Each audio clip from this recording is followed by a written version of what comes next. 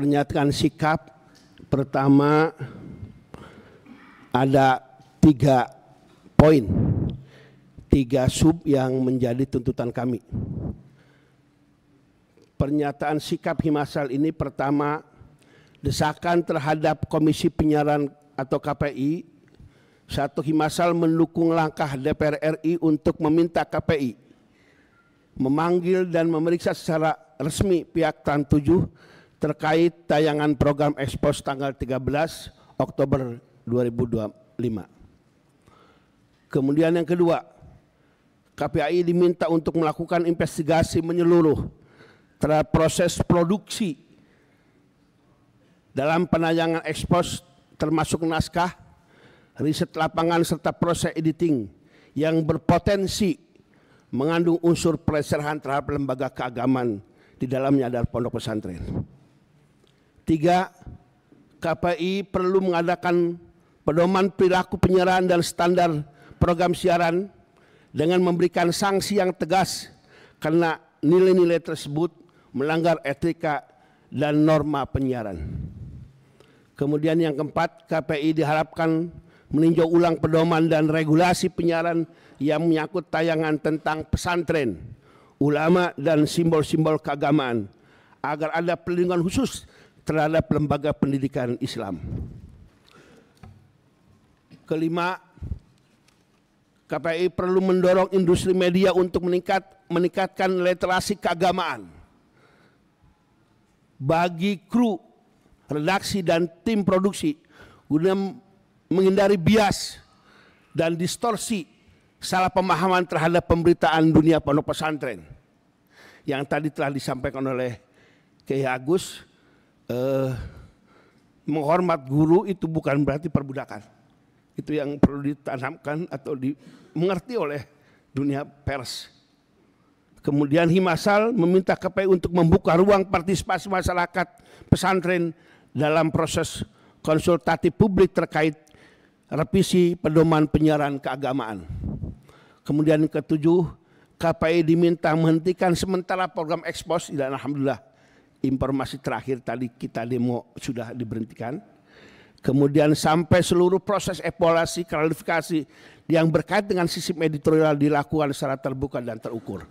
Jadi tadi kita habis demo di Trans 7, langsung kemudian tawaf muter-muter ke Senayan, ketemu di gedung DPR itu. Kemudian yang B, desakan terhadap Kementerian Komunikasi dan Digital Komdi RI. 1. Himasal mendesak Komdi GRI melalui Dirjen Komunikasi Publik dan Dirjen Pengawasan Ruang Digital untuk melakukan audit etik dan digital terhadap seluruh konten Expose dan platform daring yang ada di Trans 7. Kemudian yang kedua, Komdi GRI perlu menegakkan regulasi perlindungan ruang digital agar simbol-simbol keagamaan termasuk pondok pesantren dan tokoh agama tidak dijadikan bahan eksploitasi atau nyinyiran di media sosial.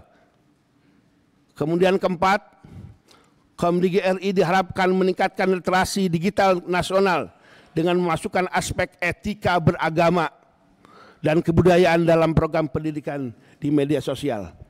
Kemudian kelima, Himasal meminta Komdi GRI untuk berkoordinasi dengan KPI dan Dewan Pers guna membentuk TEK bersama yang mengawasi konten penyiaran keagamaan di televisi dan media sosial. Expose.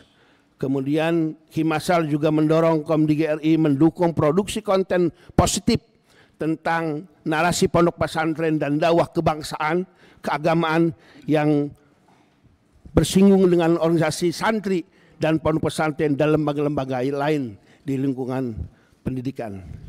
Terakhir, untuk desakan terhadap Trans 7 dan Trans Corporation.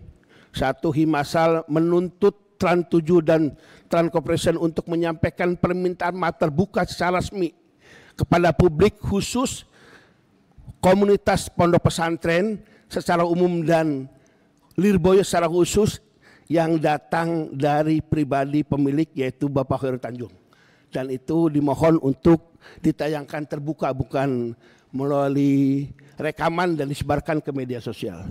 Sebab itu nanti mohon dengan hormat informasi terakhir bahwa Pak Khair Tanjung juga berkenan akan hadir ke Lirboyo. Mudah-mudahan ini bisa membuka dan bisa memberikan narasi baik kepada dunia pondok pesantren.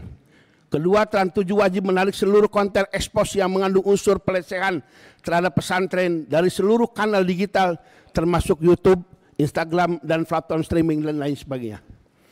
Kemudian ketika Himasal mendesak manajemen Trans 7 untuk melakukan evaluasi internal terhadap tim redaksi, produsen, dan penanggung jawab program guna memastikan tidak ada lagi pelanggaran etik di masa-masa yang akan datang.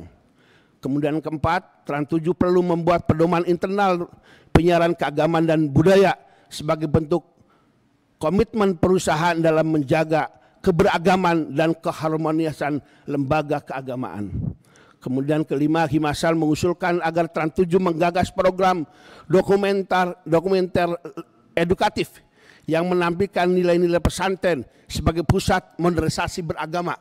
Maaf, ini mungkin kalau bahasa Kiai Maman konsep beragama yang wasatiyah, moderasi beragama, toleransi, dan pendidikan karakter bangsa bekerja sama dengan unsur-unsur pengurus atau pondok pesantren di Indonesia, termasuk di dalamnya adalah Himasal. Trans 7 diharapkan melibatkan perwakilan pesantren dan tokoh agama dalam proses perencanaan konten yang berkaitan dengan tema keagamaan agar terjadi keseimbangan informasi dan penghormatan terhadap nilai-nilai lokal atau wisdom. Kemudian yang terakhir, penutup, komitmen Himasal untuk menjaga moralitas dan ketertiban publik. Kemudian yang kedua, Himasal berkomitmen menumbuhkan jalur moral, edukatif, dan hukum yang santun.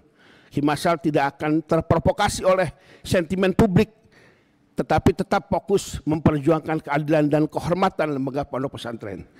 Kemudian terakhir, pesantren adalah sumber pencerahan, penjaga moral bangsa, mengajak seluruh pihak, pemerintah, media, masyarakat untuk bersama-sama memulihkan marwah pesantren serta memperkuat literasi media keagamaan di Indonesia. Barangkali itulah tambahan dari Himasal Jawa Barat untuk menambahkan apa yang disampaikan oleh Kiai Agus. Terima kasih.